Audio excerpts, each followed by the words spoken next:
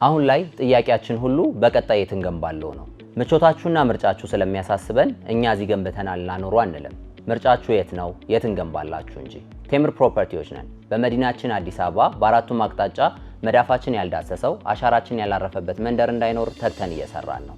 በቡልጋሪያ፣ በፒያሳ፣ በአያት 49፣ በጋርመንት፣ በሳር ቤትና በአቧሬ የመኖሪያ ቤቶችን በባለ 1 መኝታ፣ በባለ 2 መኝታ፣ በባለ 3 መኝታ ቤት አማራጮች እስከ 35% ከሚደርስ ታላቅ ቅናሽ ጋር እየሸጥን ነው።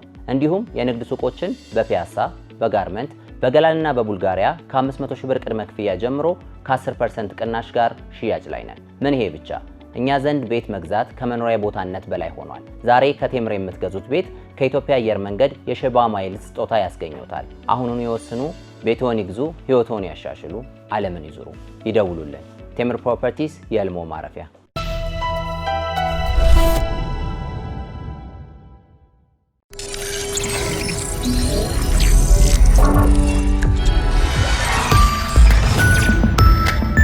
ይህ አዋዜ ሰበር ነው። ለመላው አድማጮቻችን በያላችሁበት አገር ሰዓት አቆጣጠር ሰላምታችን ይድረሳችሁ። እዚህ በኢትዮጵያ እንደምናድራችሁ እንደምንዋላችሁ። የኢራን ባለ 14 ነጥብ የሰላም ዕቅድ ሙሉ ዝርዝር ደርሶናል። ፕሬዚደንት ዶናልድ ትራምፕ ቀደም ሲል ማለትም ዓርብ ዕለት ኢራን ዕቅዱን ለፓኪስታን ባቀረበችበት ወቅት ማለት ነው አላረካኝም በማለት እንዳጣጣሉትና ከዛ የተከተለ በርካታ መግለጫ መስጠታቸው የሚታወስ ነው። ይሁንና ዶናልድ ትራምፕ አሁን ደግሞ ያኔ አስተያየት ስሰጥ ሙሉ በሙሉ ነጥብ በነጥብ ያላየሁት ነበረ፣ አሁን እያየሁት ነው ወይም አየዋለሁ፣ በጥቅሉ ከነገሩኝ ተነስቼ ነው ያን አስተያየት ሰጠሁት ብለዋል። የእሳቸው በዚህ ቆየንና የኢራን ባለ 14 ነጥብ ዕቅድ ምን ይላል የሚለውን ዝርዝር ከባልደረባዬ ኢሳያስ ግዛው ጋር እንወያይበታለን። እናንተም በሐሳቡ ተካፋይ እንድትሆኑ እንጋብዛለን። በነገራችን ላይ አስተያየቶቻችሁን በሙሉ አነባለሁ፣ አደንቃለሁ። ኢሳያስ ያቀረበችው 14 ነጥብ የሰላም ዕቅድ ኢራን ምን ይላል? ጦርነቱ አሁን የተፈጠረው ሁኔታ አሜሪካ የምትፈልገው አሁን ያለው የተኩስ አቁም በ2 ወር እንዲራዘም ነው። ኢራኖች ያቀረቡት የተኩስ አቁሙ ከሚራዘም ይልቅ በ1 ወር ጊዜ ውስጥ ጦርነቱን ሙሉ በሙሉ ማቆም የሚል ሐሳብ ነው ያቀረቡት። ጦርነቱን ሙሉ በሙሉ መቋጨት ላይ ያተኮረ የ1 ወር ጊዜ፣ በ1 ወር ጊዜ ውስጥ ጦርነቱን ሙሉ በሙሉ እንቋጨው የሚል ነው የተኩስ አቁሙን ከማራዘም ይልቅ።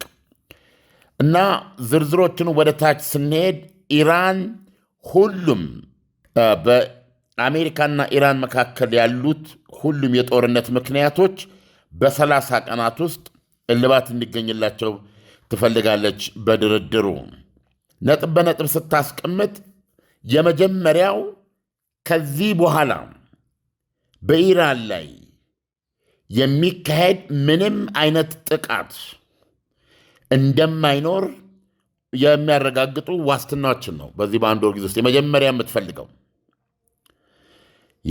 የምትፈልገው ወደፊት በምንምና በማንም ሁኔታ ኢራን ላይ ዳግም ተኩስ እንደማይከፈት ማረጋገጫ የሚሰጥ የማረጋገጫ ሜካኒዝሞች ያሉት ዋስትና አንድ በል። 2 የአሜሪካ ጦር ከኢራን አካባቢ ወይም ዙሪያ ገባ መውጣት፣ a withdrawal of US forces from around Iran። ይሄ ምን ማለት ነው ለሚለው ለአድማጮቻችን ከጠቅላላው ከዚህ ከሰላጤው ሀገሮች ያሉትን የጦር ሰፈሮች ነቃቅሎ ማንሳት፣ ጦሯን ማውጣት። ኢራቅ፣ የተባበሩት አረብ ኤምሬትስ፣ ኳታር ውስጥ ያለው ትልቁ የአሜሪካ የመካከለኛው ምስራቅ የአየር ኃይል ጦር ሰፈር ነው። ሳውዲ አረቢያ፣ ኩዌት እና ባህሬን ላይ አንድ የባህር ኃይል ክፍለ ጦር ዋቴቨር እሱን ያላት። እነዚህ በሙሉ የአሜሪካ በመካከለኛው ምስራቅ ውስጥ ያላት የጦር ሰፈርን ያካተተ ሰራዊት መውጣት ማለት ነው። እነዚህ የኢራን ከባቢ ናቸው፣ የኢራን አካባቢ ሀገሮች ናቸው። አላቅም ወደ ዮርዳኖስ ትሄድ እንደሆነም አላቅም። በኢራን ዙሪያ ስላለች ነው። ዮርዳኖስ ውስጥም የአሜሪካ ጦር አለ። ከዛ ቀጥላ ያቀረበችው ምንድን ነው?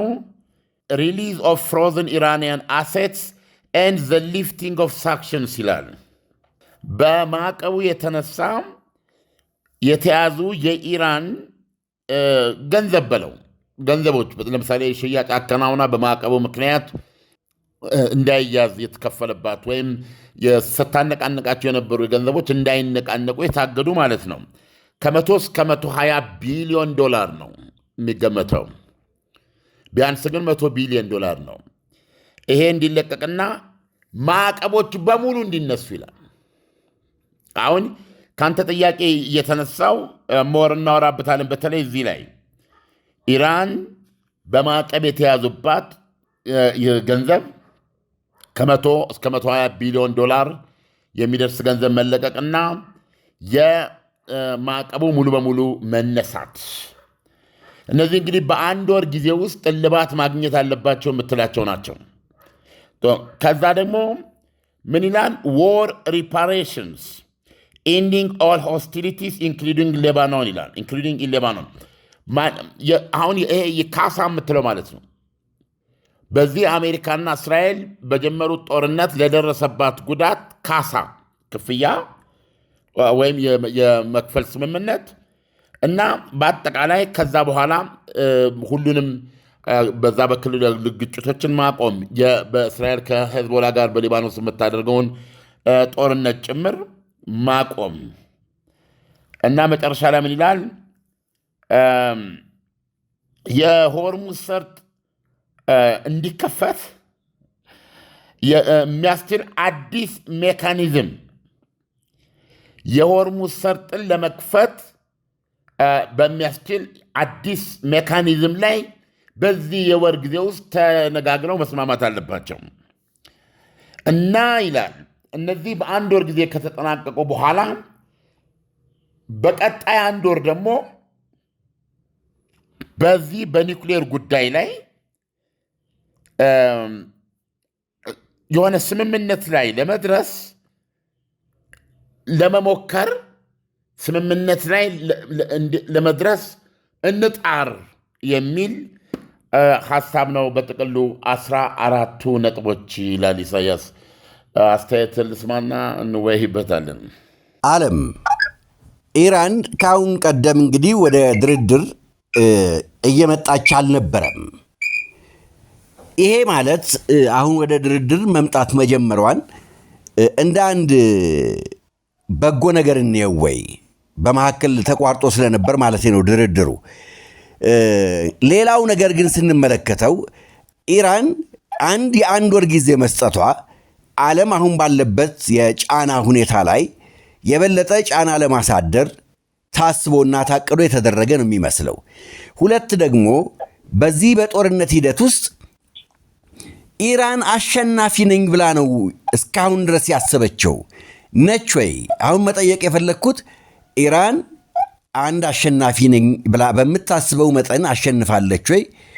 ሁለት ደግሞ ወደ ድርድር መምጣቷን እንደ አንድ በጎ መንገድ አይተነው በሂደት እየተሸራረፈች ትመጣለች ብለን እንገምት ወይ? እኔ በመጀመሪያ ደረጃ ኢራን ለድርድር መታለች እንደ በጎ ነገር የሚለው ምንም መነሻ የለውም። ጦርነቱ ቆሟል። ጦርነቱም የቆመው ዶናልድ ትራምፕ የኢራንን መሰረተ ልማት አውድማለሁ ብለው ወይም ደግሞ ስልጣኔ ዛሬ ምሽት ይወድማል ብለው መግለጫ በሰጡ ማግስት ወይም ደግሞ ቀነ ገደቡ ባለቀበት ሰዓት ላይ ይሄ ጥቃት ይደረጋል ተብሎ በጣም በዓለም ላይ ብዙ ስጋት ነበር፣ ብዙ ግዘት ነበረ። ያ በነበረበት ሰዓት ላይ ኢራን ራሷ በአንዱ ዘገባ የነበረው በእነዚህ በተለይ የኤሌክትሪክ መሰረተ ልማት ዙሪያ ዜጎቿን እጅ ለእጅ አያይዛ ሰንሰለት ሰርተው እንዲቆም የማድረግ ሂደትም ነበረ። ታሪኩ የሚነግረን ወይም እስካሁን ያየነው ፓኪስታን ጣልቃ ገብታ ይሄ እንዳይሆን ሁለቱ ሀገሮች ጦርነቱን በ15 ቀን ጊዜ ውስጥ በዋናው የኒውክሌር ጉዳይ ነው። የኒውክሌር ጉዳይ ላይ ስምምነት ከተደረሰ አሜሪካ እንደምትፈልገው ጦርነቱ እንዲቆም የሚያደርግ ስምምነት ለመድረስ ተስማምተው ነው ጦርነቱ የቆመው። ስለዚህ ኢራን ለድርድር እምቢ ብላ መጨረሻ ላይ ቢያንስ ለድርድር መጣች ብዬ የማስቀምጠው ነገር የለም። ስለዚህ እዚህ ላይ የሚቀመጥ ምንም ነጥብ የለም። ድርድሩን ኢራንም ትፈልገዋለች። አሁን ትልቁ ጥያቄ ድርድሩ የሚካሄደው በማንና በማን ነው? ድርድሩ የሚካሄደው ከዚህ በፊት እጅግ የተፋፋመ የአንድ ወር በላይ ድብደባ ያደረገ የዓለማችን ሱፐር ፓወር ኃይልና ይሄንን ጥቃት የተቀበለና የራሱን የጎንዮሽ የራሱን ማጥቃቶች ሲያካሄድ የቆየ ኃይል መካከል የተደረገ የ6 ወር ጦርነት የፈጠረውን ሁኔታ ነው የምንመለከተው። እና አዎ ይሄ 14 ነጥብ በሚያሳየው መሰረት ያለ ጥርጥር ይሄ በአሸናፊ ወገን በኩል የሚቀርብ የድርድር ሐሳብ ነው። ኢራን ያቀረበችው የድርድር ሐሳብ የጦርነቱ አሸናፊ የሆነ ወገን የሚያቀርበው ነው። ምን ማለት ነው ለሚለው ለአድማጮች ግልጽ ማድረግ ይቻላል።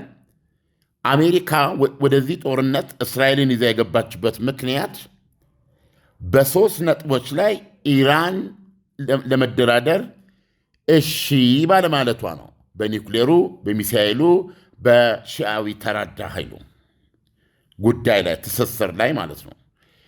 በጦርነቱ ውስጥ የገቡት 2 ጉዳዮች ቶታሊ አይነሱም፣ አይሞከሩም፣ አልደራደርም፣ በእነሱ ላይ ለጥያቄም አይቀርብም በማለት ያ ያልተከፈተ የጄኔቭ ደብዳቤ ትልቁ ማሳያ ነው። የሚሳኤሉንና የተራዳ ኃይሏ ነው ይሄ ግንኙነት በተመለከተ። ከዛ ውጭ ግን በአንደኛነት የተቀመጠው ደግሞ የኒውክሌር ጉዳይ ከዚህ ቀደም በኦማን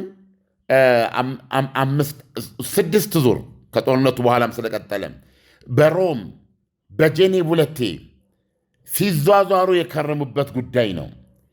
እስከ ዛሬ ድረስ ባላቸው ግንኙነት ሲያነሱት የቆዩት ጉዳይ ነው። ይሄንን እንኳ ጉዳይ ለመደምደም በዛ ላይ ስምምነት ላይ ለመድረስ ስላልቻሉ ወደ ጦርነት ገቡ።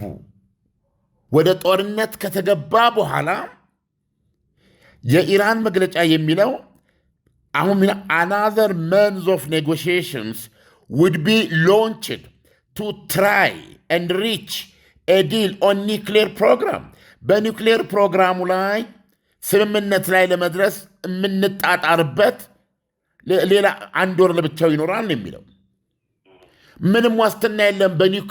በኒውክሌር ጉዳዩ ላይ እንኳን አሜሪካ ከ3 ነጥቦች በአንዱ ላይ እንኳን በምትፈልግ ዶናልድ ትራምፕ ሰማይ ይቀደዳል፣ ሲኦል ይከፈታል፣ ብዙ ነገር ያሉ በዚህ ላይ እንኳን ኢራን ለአሜሪካ ልትሰጥ የተዘጋጀችው ምንም ነገር የለም። ፓኪስታን ላይ የተቋረጠው የመጀመሪያ ውይይታቸው ላይ እኔ እንደ ትልቅ ነገር ነው የማየው። አሁን ከምትለው አንጻር 19 ዓመት ምንም አይነት የኒውክሌር እንቅስቃሴ አታድርግ ለሚለው ኦኬ 5 ዓመት ብቻ ነው ማድረግ የምችለው ከዛ በኋላ እንቅስቃሴ እንቀጥላለሁ የሚል ነው። ነገር ግን ዋናው 440 ኪሎግራም የሆነው 60 በመቶ የበለጸገ ዩራኒየም በ10 እና በ15 ቀን ማነሰ ጊዜ ውስጥ ወደ 90 በመቶ በማበልጸግ ከ10 እስከ 11 የሚደርስ አቶሚክ ቦምብ መስራት የሚያስችለውን እሱም በተመለከተ አሜሪካ ታነሳም። ኦልሞስት በፊት ሲናገሩ ነበር፣ መግለጫ ያሰጡ ነበረ። ኢራኖች አምጥተው ደጃፋችን ላይ እንደ ዋይት ሃውስ ድረስ አምጥተው ሊሰጡን ነው እያሉ ነበር፣ ሲጽፎ ነበር። አሁን ቶታሊ ስለሱ አስተያውቁ። ለምን ኢራን በዚህ ላይ ቁርጥ አቋም ስታለች? የሀገሪቱ ምክትል ውጭ ጉዳይ ሚኒስትር ኢስነን ስታርተር ይህን ጥያቄ አሜሪካ ልታቀርብ አትችልም። እኛም ቁጭ ብለን ልናዳምጣት አንችልም። ይሄ ዲሉዥን ነው። እንደዚህ ያለ የለም ልንልም አንችልም፣ ልንጠይቅ አንችልም የሚል ምላሽ የሰጡት። ስለዚህ በ1 ወር ጊዜ ውስጥ በራሱ በኒውክሌሩ ላይ ሊደርሱ የሚችሉ ስምምነት በኢራን አቋም ላይ እንደምትመለከተውና ዶናልድ ትራምፕ እዛ ጋር እንደሚጠይቁት ይሄን ይስማማሉ አይስማሙም፣ እንቶ እንዳለ ኢሳያስ። ኦኬ። ነገር ግን ምንድነው በዚህ የሰላም አቀራረብ ኢራን ያቀረበችው? ማንኛውንም እሷ የምትፈልጋቸውን ነገሮች ነው በቅድሚያ ያቀረበቻቸውና እነዚህ ሁሉ ነገሮች ከኒውክሊየር ውይይቱ በፊት ተፈጻሚ ይሆናሉ። እነሱ ተፈጻሚ ከሆኑ በኋላ ነው የኒውክሌር ውይይቱ የሚደረገው።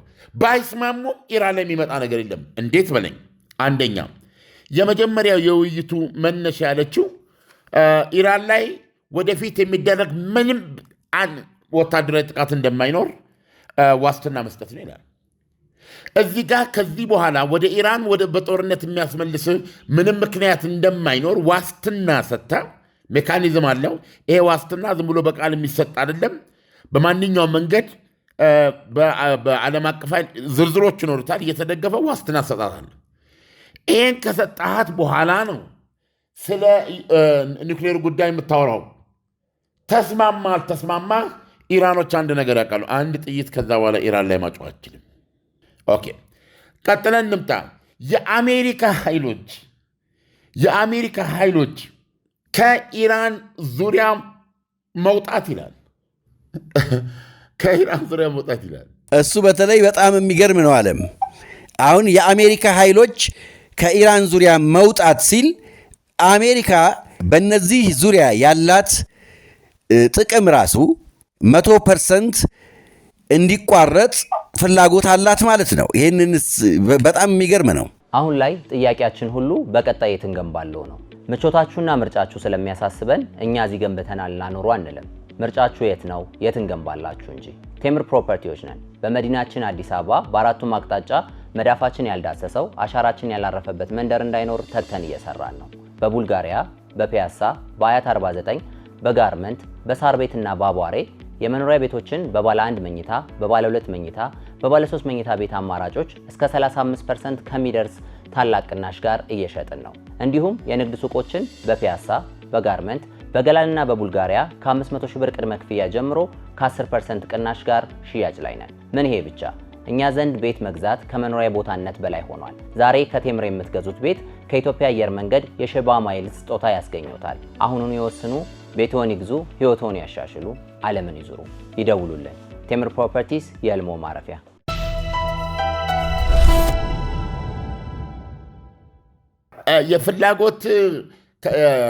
የፍላጎት ብቻ ሳይሆን ይሄ አቅም ነው። ለምሳሌ አሁን ብዙዎቹ የአሜሪካ የጦር ሰፈሮች በእነዚህ ሀገራት ላይ የነበሩት በሳውዲ፣ በተባበሩት አረብ ኤሚሬት፣ በኳታር፣ በኩዌት፣ በኢራቅ፣ በባህሬን የነበሩት ተገጣጥበዋል። ባለፈው የአሜሪካንን የጦርነት ወጪ ሲያስቀምጡ ለዚህ ለ6 ዓመታት በተካሄደው $25 ቢሊዮን ነው የሚለው። $25 ቢሊዮን አክቹዋሊ የተተኳሾች የሎጂስቲክስ ወጪ ነው። ጦርነቱ በተመለከተ የአሜሪካ ወጪ አጠቃላይ ምንድን ነው የሚለውን ለማወቅ እንግዲህ የተከሰከሱት አውሮፕላኖች፣ የተለያዩ ነገሮች አሉ ለማወቅ በሰላጡ ሀገሮች ላይ የነበሯት ወደኋላ ደግሞ እስከ ዮርዳኖስ ላይ ለምሳሌ ሁለት ራዳሮች የዚህ ታድ የሚባለው ሚሳይል እነሱ ወድመዋል። ግማሽ ቢሊዮን ዋጋ ያላቸው ናቸው። እና በአጠቃላይ በጦር ሰፈሯ ላይ በኢራን ጥቃት የደረሰው ጉዳት በገንዘብ ተተምኖ ገና አልቀረበም። ስለዚህ አሜሪካ በዚህ ጦርነት ያወጣችው ወጪ $25 ቢሊዮን የሚለው ይሄ አሁን ለዘመቻ ያወጣችው ነው። የደረሰባት ጉዳት ሲሰላ ስንት ይሆናል የሚለውን በጥያቄ አስቀምጠውታል። ስለዚህ በትንሹ እስከ $100 ቢሊዮን ሊሄድ ይችላል። ይህን ተመልከት። አሁን ምንድነው የኢራን ጥያቄ? የአሜሪካ ልዕለ ሀያልነት ያብቃ ነው። ሌላ ጥያቄ የለውም። አሜሪካ ጭራዋን በእግሯ መሃል ወሽቃ ከነ ሳውዲ አረቢያ ከነተባበሩት አረብ ኤሚሬትስ ከዚህ የምትወጣ ከሆነ እነዚህ ሀገሮች እስከ ዛሬ ከዚህ በፊት አውርተነዋል፣ በሰላም የጠገቡ ክልሎች ናቸው። እነዚህ የሰላጤው ሀገሮች ህልምልም የኑሮ መሰረታቸው ሰላም ነው። ሰላማቸውን ደግሞ የሚያስከብሩበትን ገንዘባቸውን በሚገባ የሚጠቀሙ ጥበበኞች ነበሩ እስካሁን ድረስ። አሁን ለጣፈንታቸው ትታ አሜሪካን ልትወጣ ትችላለች ወይ ነው ጥያቄው።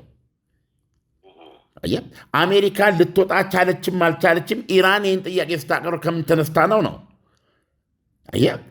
በድል አድራጊነት ይህን የምታቀርበው። ስለዚህ ይህን ጥያቄ አቅርባለች ኢራን። ሌላ ያቀረበችው ጥያቄ ምንድን ነው? ቅድም እንደተነጋገርነው ይሄ ከዚህ በኋላ ምንም አይነት ጥቃት እሷ ላይ እንደማይደረግና ይሄ ወታደሮቿ ከዚህ ውጡ ይልና ከዛ ምን ይላል? ሪሊዝ ኦፍ ፍሮዝን ኢራንያን አሴትስ ኤንድ ዘ ሊፍቲንግ ኦፍ ሳንክሽንስ ይላል።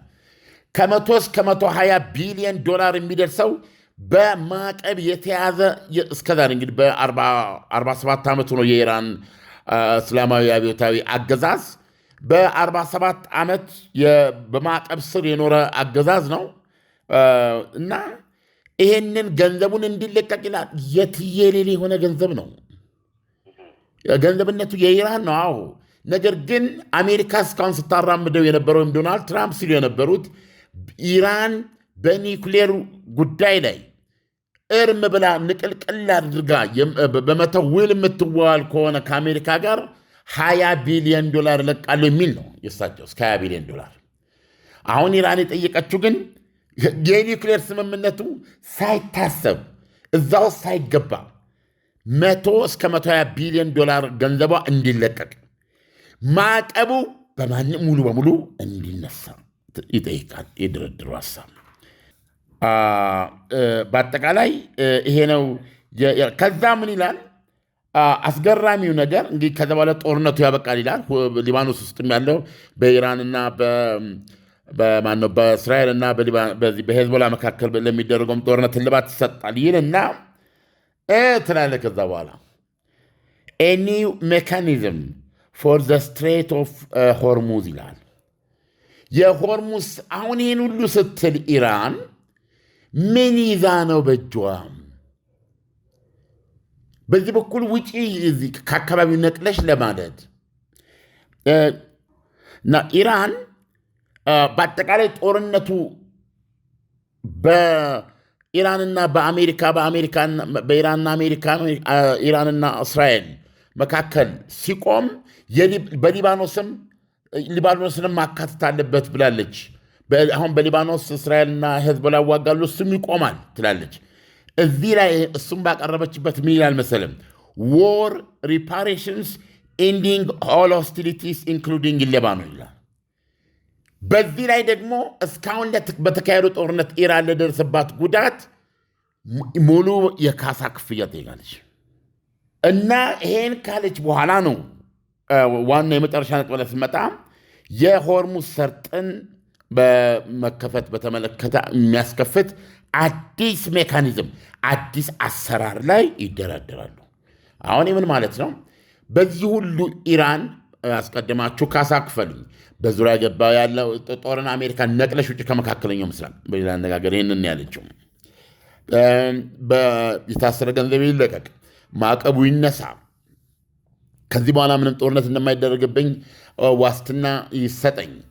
እነዚህን ሁሉ ጥያቄዎች ስታቀርብ ይሄ ሁሉ የሚሰጣት ምን ስለምትሰጥ ነው? እሷ በምን ለውጥ ነው ይሄ ሁሉ የሚደረገው ብለህ ስጠይቅ አንድ ነገር ነው የምታቀርብልህ። የምታቀርብልህ ነገር ምንድን ነው? የሆርሙዝ ሰርጥ እንዲከፈት ነው።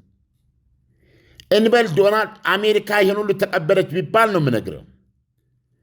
እንዴት ነው የምነግርህ? ይህን ሁሉ አድርገ አሜሪካ ሆርሙዝ ሰርጥን ከጦርነቱ በፊት ከዛሬ 7 ሳምንት በፊት ወደ ነበረበት ሁኔታ አይመለስም።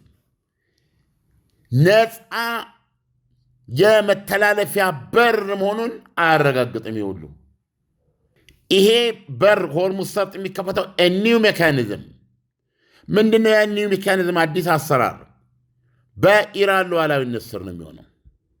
አውጥታለች። ፓርላማዋ ትናንትና አጽድቋል። የኢራን ለምሳሌ የእስራኤል አንድ መርከብ በሆርሙዝ ሰርጥ አያልፍም። የአሜሪካ መርከብም አያልፍም። የአሜሪካ መርከብ የሚያልፈው ይልሃል እዛ ላይ ስም አይጠቅስም፣ የጠላት ነው የሚለው። የአሜሪካ መርከብ የሚያልፈው ሪፓሬሽኑን ከከፈለ በኋላ ከከፈለ አሁን የጠየቀችው የጦርነት ካሳ አለ አይደለም? እሱ በስምምነቱ ውስጥ አሜሪካ ተስማማ አትስማማ እንዳለ ሆኖ ነገር ግን የሆርሙዝ ሰርጥ በሚከፈትበት ጊዜ ለአሜሪካ ነዳጅ ጭኖ የሚሄድ ምንም ነገር በዛ በኩል አይተላለፍም። ማለፍ ካለበት ይሄ ጠቅላላ የምጠየቀውን አናቅም። የዚህን የጦርነቱን ካሳ አሜሪካ ከከፈለች በኋላ ነው ይላል። እና ከዚህ በፊት በሆርሙዝ ሰርጥ ላይ ያስቀመጠቻቸው አቋሞች አሉ። ሆስታይል የሆነ ለኢራን ጥሩ አመለካከት የሌለው ኃይል በዛ በኩል እንዳያልፍ የመከልከል መብት አላት ኢራን። እስላማዊ አብዮታዊ ዘቧ ስር ነው የምትተላለፈው። ኦቶራይዝድ ሆነ ነው የምትተላለፈው። እለፍ ስለተባልክ ነው የምትተላለፈው እንጂ ዝም ብለህ ልትሄድ አትችልም። የኢራን በር ነው። ስለዚህ በምትተላለፍበት ጊዜ እስካሁን በመርከብ $2 ሚሊዮን ይከፈል ነበረ። ተመኑን አጥልቃለች በፓርላማ ኮሚቴ ዋቴቨር አናውቅም። የተቀመጠውን ግን ፕራክቲስ ያደረገችበት ለምሳሌ ባለፈው ለመጀመሪያ ጊዜ ተቀምጠን ገንዘቡ ገቢ ሆና $2 ሚሊዮን። ስለዚህ በኢራን የምትሰጠው እንግዲህ ከነዚህ ሁሉ አሁን ባቀረብኩልህ የአሜሪካ ግዴታዎች ናቸው። አንድ በአንድ ብንመለከት ለአድማጮቻችን ለግንዛቤ አንድ በአንድ ዋስትና መስጠት፣ ምንም ጦርነት ከዚህ በኋላ ኢራን ላይ እንደማይከፈት፣ የአሜሪካ ኃይል ከመካከለኛው ምስራቅ ነቅሎ መውጣት፣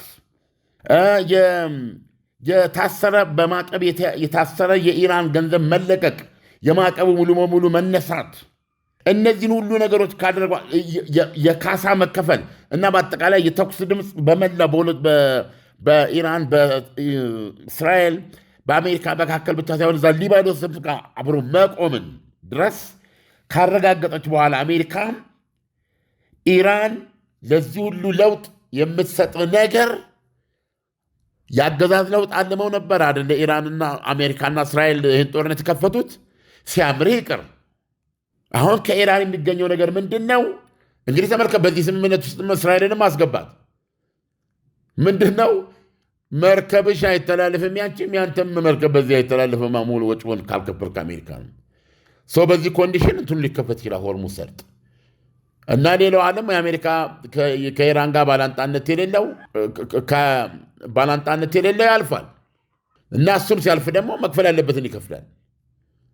ኢራን ደስ ያላላትን መርከብ አቁማ ትፈትሸዋለች። የዕቃ መርከብ ከሆነ ቀኛው ላዘር ሄድ ማለትም ትችላለች። በዚህ መንገድ የሆርሙዝ ሰርጥ ይከፈታል። ይሄን አደርጋለሁ፣ ስለዚህ ይሄን ተስማሙና ፈርሙ የሚል ነው። እኔ ከጠየቀኝ ይሄ የድርድር ታክቲክ ነው የሚል ሌላ ማብራሪያ ካልሰጠው ይሄ ለእኔ የምርኮ ስምምነት ነው። ኢራን እጅ ስጡ ስትል ያቀረበችው ጥያቄ አድርጌ ነው የምመለከተው። ምክንያቱም ከዚህ ውጭ ማለት የሚቻል አይመስለኝ። እሺ ሳይስ ዓለም እንግዲህ አሜሪካ በዚህ ምንድን ነው የምታገኘው? አሜሪካ ትልቅ የውርደት ሸማ እንደመልበስ ነው የሚቆጠረው። ኢራኖች ዓለምን እጅ ጠምዝዘው ፍላጎታቸውን ለማሟላት እየሄዱ ያለበት ሂደት ነው የሚመስለው እንጂ አንድም የመካከለኛው ሀገራት በዚህ ጉዳይ ተጠቃሚ ይሆናሉ ወይ? አሜሪካንስ በዚህ ስምምነት ተጠቃሚ ትሆናለች ወይ? እንዴት አድርገን ነው የአሜሪካ ተጠቃሚ? ይሄ የአሜሪካው ግልጽ እኮ ነው። እዚህ ላይ የአሜሪካ ተጠቃሚነት ምን አለ? ምንም ነገር የለም። ዛስዋ ይሄ ጥያቄ የምርኮ ጥያቄ ነው። ይሄ ምንድነው ሂትለር የፈረንሳይ መሪዎች ባቡር ላይ ፓሪስ ላይ መጥቶ ባቡር ላይ ነው ያስፈረማቸው የምርኮ። ይሄ የምርኮ ስምምነት ነው። እዚህ ላይ አይደለችም አሜሪካ። ድፍን ዓለም ዕጣ ፈንታው ድፍን ዓለም አስቸጋሪ ሁኔታ ውስጥ ነው የሚገባው። 20 ቢሊዮን በርሜል ነዳጅና ጋዝ የሚተላለፍበት ነው። ስለዚህ ኢራን ሆስታይል የምትለው ሀገር ምን አይነት ነው? ኢራን ለእሷ ባላንጣ የምትለው ሀገር ምን አይነት ነው? ስለዚህ ይሄን ለማወቅ ደግሞ ከፈለግ ኢራን ወዳጅ የምትለው ሀገር ማንን ነው? ለምሳሌ ያክል ራሽያ ተነግሯታል። በዚህ በሆርሙዝ ሰርጥ ላይ እንደ ልቧ ያለ ፍተሻ በነፃ እንደምትተላለፍ ተነግሯታል። ኢራቅ እንደዚሁ እና ሌሎችም ዝርዝሮች አሉ፣ ቻይናን ጨምሮ ማለት ነው። እነዚህ ሀገሮች ሆርሙዝ ሰርጥን እንደ ዓለም አቀፍ እንደነበረው ውሃ በነፃነት ተጠቀሙበታችሁ ይላል። እነዚህ ሀገሮች ከኢራን ጋር ወደፊት የሚገቡት ጠብና ቀራኔ እስከሌለ ተጠቃሚ ናቸው። የአውሮፓ ህብረት ሀገሮችም ማብራሪያ እየሰጠች ነው የውጭ ጉዳይ ሚኒስትሩ ለቻይናም ለመሳሰለው የኢራንን አቋም በተመለከተ። አሁን እዚህ ጋር የምንመለከታት ኢራን እንደ አንድ ታዳጊ ሀገር ወይም ደግሞ ቤዚካሊ በሁለት ሀያላን ኃይሎች መካከል የሚደረግ ድርድር ነው እየተመለከትን ያለ ነው። የሚገርም ነው። በሆነ መልኩ በዩክሬን ጦርነት ራሽያ ተቃላ መሳለቂያ ሆና ከሆነ የወረቀት ነብር እንዳላት ዶናልድ ትራምፕ ሆና ከሆነ አሜሪካ ደግሞ በኢራን ያንን ዕጣ ፈንታ እንጃ ጅማሬ ተደርጎ ነው መወሰድ ያለበት። እንደዚህ አይነት ሁኔታ ነው ያለው። ስለዚህ እዚህ ውስጥ በድርድርነት ይሄ ዶናልድ ትራምፕ ሆነ የአሜሪካ ዋይት ሃውስ አስተዳደር ምላሽ እስኪሰጥ የምጠብቀው ምንም ነገር የለም። የኢራን 14 ነጥቦች ምንድናቸው? የድርድር ሲባል ይሄ ይደረግልኝ፣ ስጥ ለእኔ፣ ድገም ለእኔ፣ ስጠኝና ስጥ ለእንግዳ፣ አንተም ጠጣ ለእኔም ማምጣ የሚል ነው። እንደዛ ነው የሚታየኝ እና ይሄ የሚያሳየው ሀያል ኢራን መካከለኛው ምስራቅ ላይ መነሳቷንና ሁኔታዎች እንዲህ እያለ በዚህም በዛም ተብሎ ካለ ወል አዲስ ሁኔታን ለመቀበል መዘጋጀት አለብን የሚያሰኝ ነው ይሄ። ምክንያቱም እነዚህ ዝም ብሎ የሰፈሩ የወረቀት ቃላት አይደሉምና ከኋላም ስትራቴጂ ይኖራቸዋል። ዝም ብሎ የሚያቀርቡት ነገር አይደለም። ከዚህ በፊት ብለናል። ቻይናና ራሽያም ሚና አላቸው በዚህ ውስጥ። ስለዚህ የጀርመኑ ፕሬዚደንት የጀርመኑ ቻንስለር ሜርዝ እንዳሉት ኢራን አሜሪካንን እያዋረደቻት ነው። ስለዚህ ዓለም አሁን ኢራን ያቀረበችው የድርድር ሐሳብ አሁን ከዚህ ትንታኔ ስንወስደው በዚህ ኢራን እና ኢራን ብቻ የምትጠቀምበት ከሆነ አሜሪካኖች ይሄንን ሐሳብ እንደማይቀበሉት ይታወቃል። ኢራን ይሄንን ሐሳብ ስታቀርብ ከምን ተነስታ ነው? ተግባራዊ ሊሆን የማይችል ኢሎዥን ነው ካልን ከምን ተነስታ ልታቀርበው ቻለች? ኖ አላልንም። ይህንን አልችልም አላልንም። ተግባራዊ ሊሆን የማይችል ኢሉዥን ነው ወይም ዲሉዥን ነው አላልንም። ልንል አንችልም። ኢራን ይህንን ስታቀርብ ዝም ብሎ ልታቀርብ አትችልም። እናውቃለን። ከራሽያና ከቻይና ጋር ትሰራለች እና ይሄ ሳይመከር ሳይዘከር የሚቀርብ ሀሳብ አይደለም። እነዚህ የቀረቡት ነገሮች ለምሳሌ የአሜሪካ ሌላ እያልነት የአሜሪካ ሚሊትሪ ኢራን ውስጥ በኢራን አገዛዝ ውስጥ ሊያሳድር የቻለው ፍርሃት የለም ማለት ነው። ትናንት ሰርተነዋል። አንድ ከፍተኛ የኢራን የጦር አዛዥ ትናንት ተናግረዋል። አሜሪካ ይህንን የኢራንን ሐሳብ የማትቀበል ከሆነ ለጦርነት መዘጋጀት ያስፈልጋል ብለዋል። እናም ጠላት የሚደንቅና የሚገርም እና የሚያስደነግጥ አዲስ ነገር ያጋጥመዋል ብለዋል። ለምሳሌ አሁን እዚህ ሊባኖስ ላይ በሚደረገው በእስራኤልና በሄዝቦላ መካከል በሚደረገው ውጊያ ሄዝቦላ በፋይበር ኦፕቲክስ በፋይበር ኦፕቲክስ የሚጠቀም ሰው አልባ ትናንሽ ሰው አልባዎች ናቸው። እነሱን ነው የሚጠቀመው።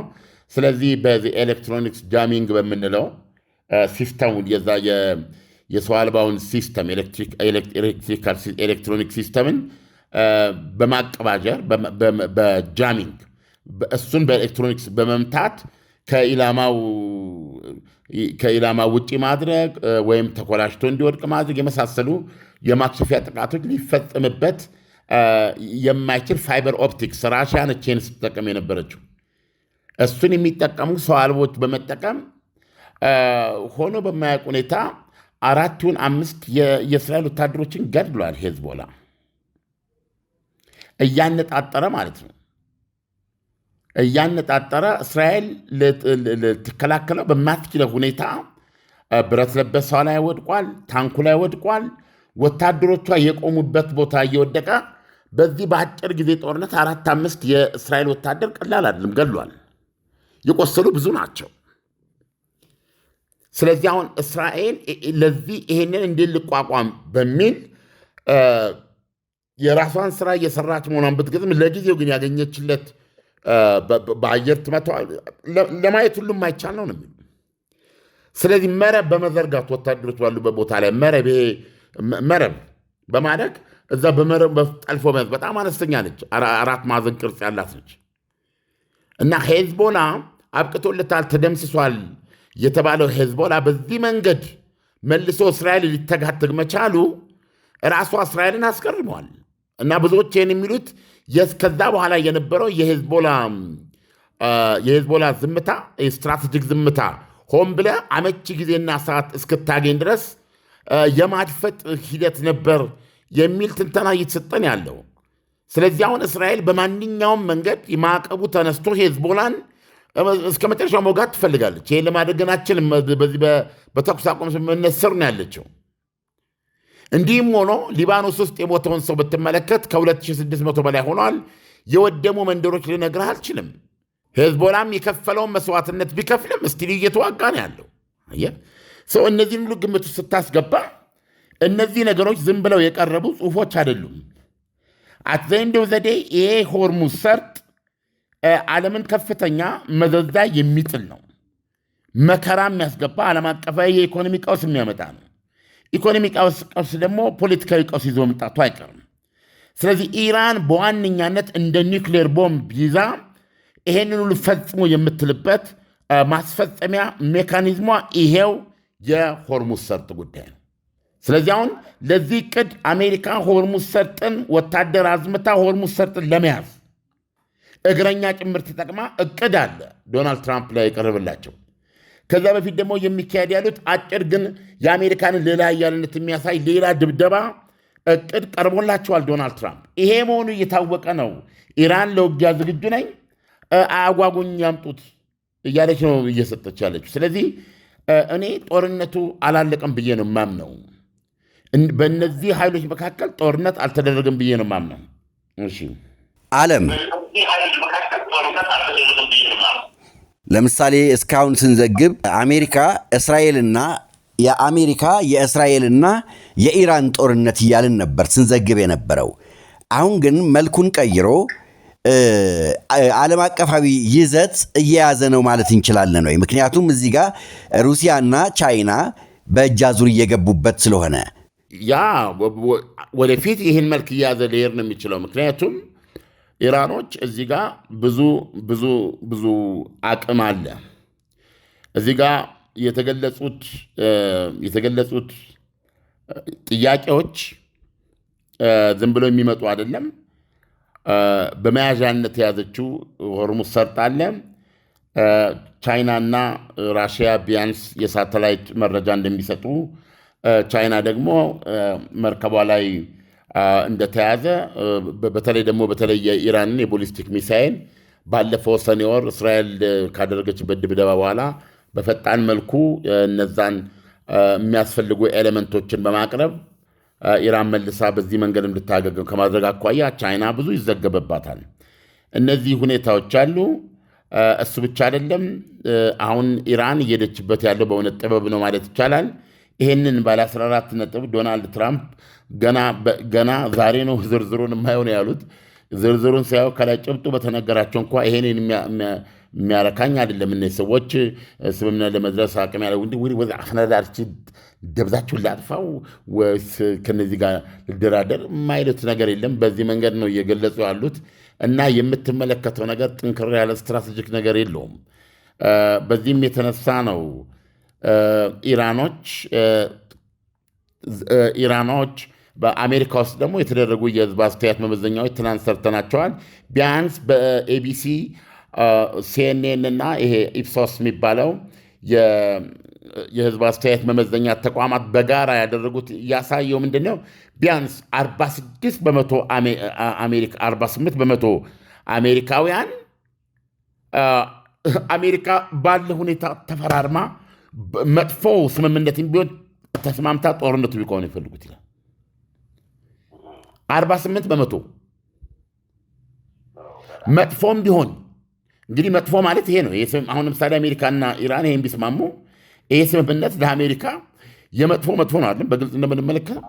ስለዚህ ይሄን ተፈራርማ ጦርነቱ ቢቆም ይሻላል ነው የሚሉት። 46%ዎቹ ግን ከነሱ ያነሰ ፐርሰንት ያላቸው ናቸው። እነሱ ናቸው አስፈላጊ ከሆነ ሌላ ድብደባ ኢራን ላይ ተካሂደው ነገሮች አሜሪካ በምትፈልገው መንገድ መፈጸም አለበት የሚሉ ማለት ነው። አብላጫውን 48% ግን መጥፎ የሚባል ስምምነትም ካለ እሱ ይፈረምና ይቆም የሚል ነው። ስለዚህ